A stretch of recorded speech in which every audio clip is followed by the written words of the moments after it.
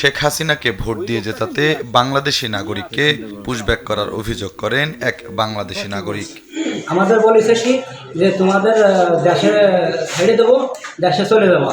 হ্যাঁ, আর যখন দেশে চলে যাবা তখন দেশে যাইয়ে শেখ হাসিনারে ভোট দিয়ে শেখ হাসিনারে নিয়ে আসো, আর ইউনূসকে খেদাইয়ে এই দেশে ফিরে আসো, নাই তো আর আইসে না। প্রায় 10 বছর আগে সাতক্ষীরা সীমান্ত দিয়ে চোরাই পথে ভারতে যান মামুন মোল্লা। ভারতের মুম্বাই শহরে স্টিল মিলে কাজ করতেন। গত 9 জুন পুলিশ তাদের বিমানে করে কলকাতায় নিয়ে আসে বলে জানান তিনি।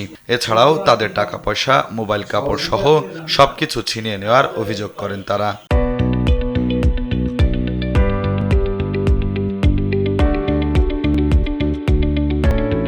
একসাথে করে 150 লোক একবার এক ফ্লাইটই বিমানে নিয়ে আসলো। এই বর্ডারে বিডিআর চৌকিতে আনলো। বিডিআর চৌকিতে আনার পরে বিডিআর চৌকিতে 3 করে লোক ছাড়িয়েছে। তা আমাদের 3 জনের কথা বলতে পারি, আমাদের 3 জনের ছাড়িয়েছে এই বর্ডার দিয়ে। যখন ছাড়িয়েছে তখন এতক্ষণে পানি ছিল, ওই পানির ভেতরে বলতেছে এই পানির ভিতরে সিধা চলে যাও, আর যদি না যায় তাহলে কলাম পিছের দিকে ফিরলে ট্রান্সফার করে দেবো।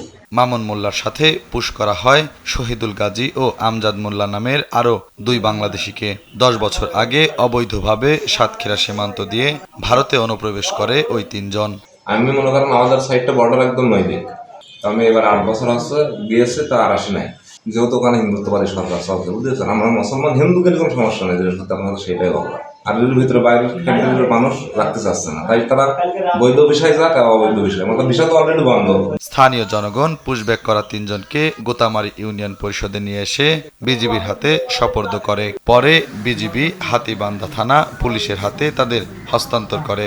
আমাদের বাংলাদেশি নাগরিক, এদের দুজনের বাড়ি সাতক্ষীরার কলারোয়ায় এবং একজনের হচ্ছে আপনার নড়াইলে। এই 3 জনকে তারা বাংলাদেশের অভ্যন্তরে পুশিং করে। আমাদের দৈথা বিওপির ক্যাম্প কমান্ডার মহোদয় তাদেরকে বাংলাদেশি সীমানায় এলোমেলোভাবে ঘুরতে দেখে তাদেরকে জিজ্ঞাসাবাদ করলে তারা জানায় যে 4টার দিকে তাদেরকে ইন্ডিয়ান বিএসএফ তাদেরকে পুশিং করেছে।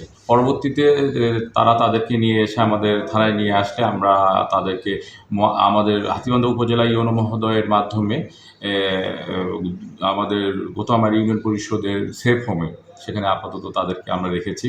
তাদের নাম ঠিকানা যাচাই অন্তে তাদের পরিবারের কাছে পরবর্তীতে হস্তান্তর করা হবে। আটককৃত 3 জন বর্তমানে ইউনিয়ন পরিষদের হেফাজতে আছে। তাদের পরিবারের লোকজন এলে হস্তান্তর করা হবে বলে জানান গোতামারি ইউনিয়ন পরিষদ চেয়ারম্যান মোনাবিরুল হক মনা। 4টার দিকে আবার গ্রাম পুলিশ মোবাইলগুলো যে এইরকম 3টে লোক 200 আশেপাশে ঘুরে ফিরে করতেছে।